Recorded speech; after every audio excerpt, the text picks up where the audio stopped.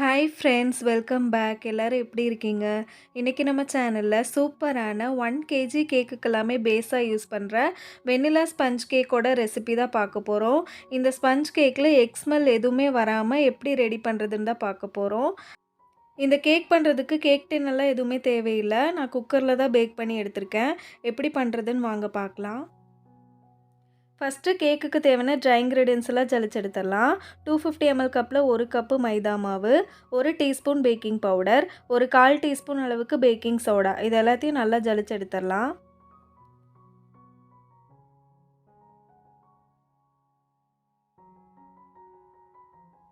சலிச்சு எடுத்ததுக்கப்புறம் நல்லா மிக்ஸ் பண்ணி விட்டுக்கலாம். பேக்கிங் பவுடர், பேக்கிங் சோடாலாம் மைதா கூட வந்து ஈக்குவலாக மிக்ஸ் ஆகணும்.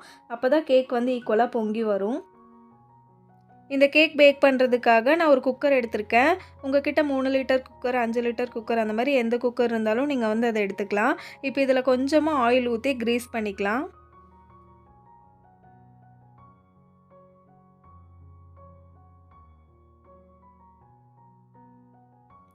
இப்போ குக்கரோட சைஸுக்கு ஒரு பட்டர் பேப்பர் வந்து நான் கட் பண்ணி வச்சுருக்கேன். அதுக்குள்ளே வச்சு நம்ம வந்து திரும்பவும் ஆயில் வச்சு இதை வந்து கிரீஸ் பண்ணிக்கலாம்.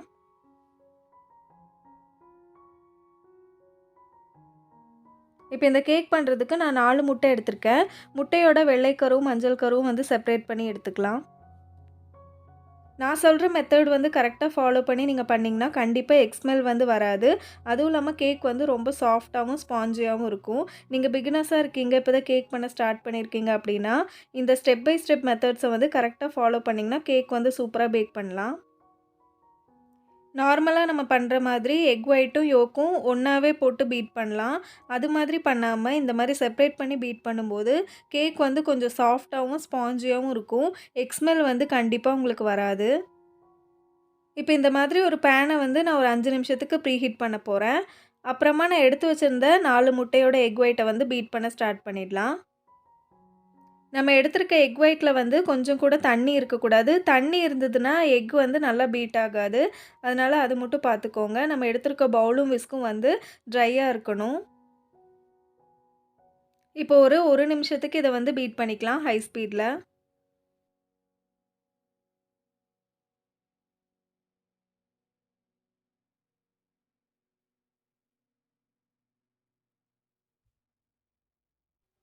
இப்போ 1 நிமிஷம் ஆயிருக்கு. எக் ஒயிட் வந்து நல்லா பீட் ஆயிட்டுருக்கு. இந்த டைமில் நான் 3/4 கப் அளவுக்கு பொடி பண்ணாத சர்க்கரை எடுத்திருக்கேன். அதை சேர்த்துக்கிறேன். பொடி பண்ண சர்க்கரை சேர்க்குற மாதிரி இருந்ததுன்னா கரெக்டாக 1 கப் அளவுக்கு அளந்து சேர்த்துக்கோங்க.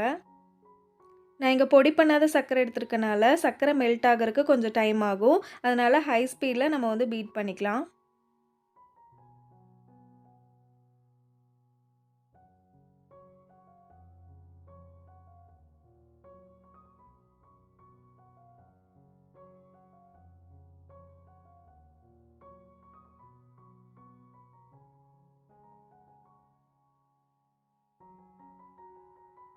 இப்போ நம்ம சேர்த்த சர்க்கரை வந்து கம்ப்ளீட்டாக மெல்ட் ஆகிடுச்சுன்னு தெரிஞ்சதுக்கப்புறம் தான் அடுத்தடுத்த இன்க்ரீடியன்ட்ஸ் வந்து நம்ம சேர்க்கணும். அப்படி இல்லைன்னா கேக் வந்து கண்டிப்பாக ஃப்ளாப் ஆகிடும்.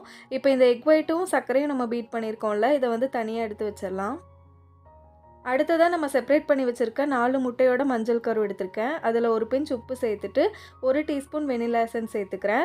1 டீஸ்பூன் வினிகர் சேர்த்துக்கலாம். வினிகர் சேர்க்கறதுனால முட்டையோட ஸ்மெல் வந்து இருக்காது. அதனால் நான் வந்து வினிகர் சேர்த்துருக்கேன். இப்போ அதே பீட்டரை வச்சு இதை ஒரு 2லேருந்து 3 நிமிஷம் வரைக்கும் பீட் பண்ணிக்கலாம். திக்கான எல்லோ கலரில் இருக்குல்ல, அது வந்து லைட்டாக மாறணும். அது வரைக்கும் நம்ம வந்து பீட் பண்ணிக்கலாம்.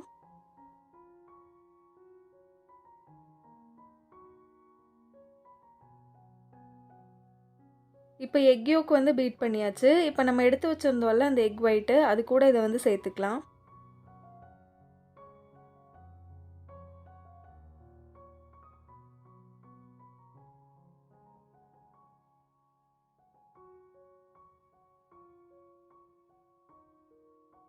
இப்போ இதை திரும்பவும் ஒரு 2 நிமிஷத்துக்கு ஹை ஸ்பீடில் பீட் பண்ணிக்கலாம்.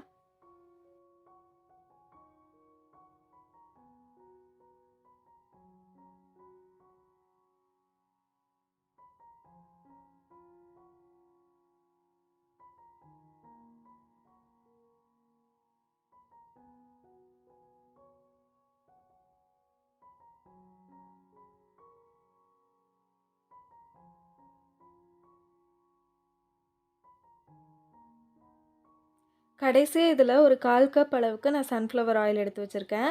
அத சேர்த்து பீட்டர வந்து லோ ஸ்பீட்ல மாத்திட்டு பீட் பண்ணிக்கலாம். அதிக நேரம் பீட் பண்ண வேண்டாம்.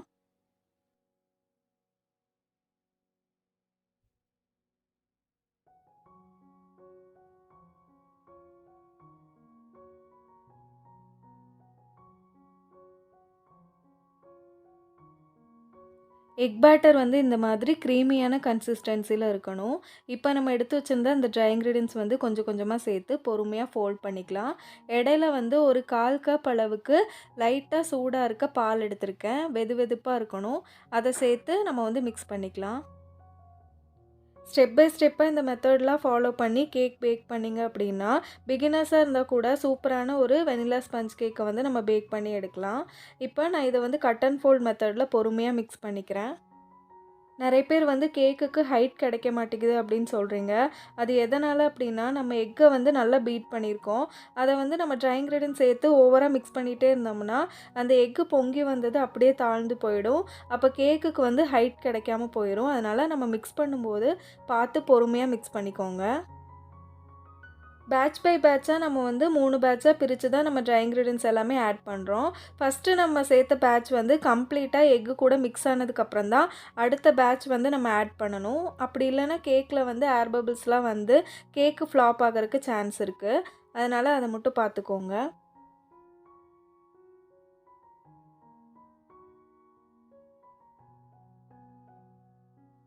இப்போ நம்ம வெண்ணிலா கேக்கோட பேட்டர் வந்து ரெடி ஆயிடுச்சு.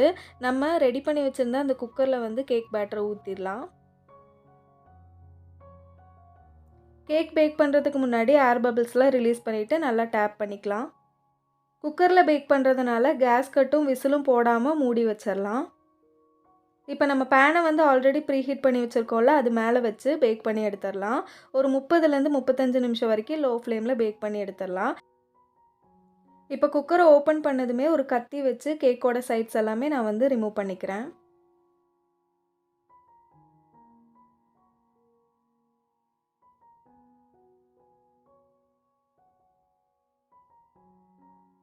இப்போ நம்ம போட்டிருந்த பட்டர் பேப்பரை வந்து ரிமூவ் பண்ணிக்கலாம்.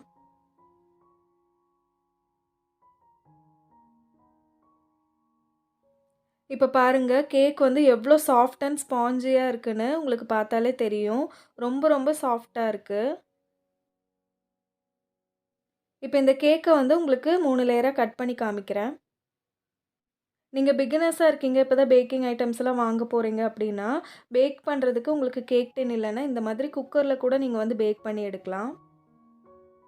கண்டிப்பா இந்த மாதிரி ஒரு தடவை ட்ரை பண்ணி பாருங்க. நம்ம சேனலை இப்போ தான் ஃபஸ்ட் டைம் பார்த்துட்ருக்கீங்க, இன்னும் சப்ஸ்கிரைப் பண்ணாமல் இருக்கீங்கன்னா, மறக்காமல் சப்ஸ்கிரைப் பண்ணிக்கோங்க. அப்படியே பக்கத்தில் இருக்க நோட்டிஃபிகேஷன் பட்டனை ஆன் பண்ணி வச்சுக்கோங்க. இந்த வீடியோ பிடிச்சிருந்தா ஒரு லைக் கொடுங்க. அடுத்து இன்னொரு சூப்பரான கேக் வீடியோவில் பார்க்குறேன்.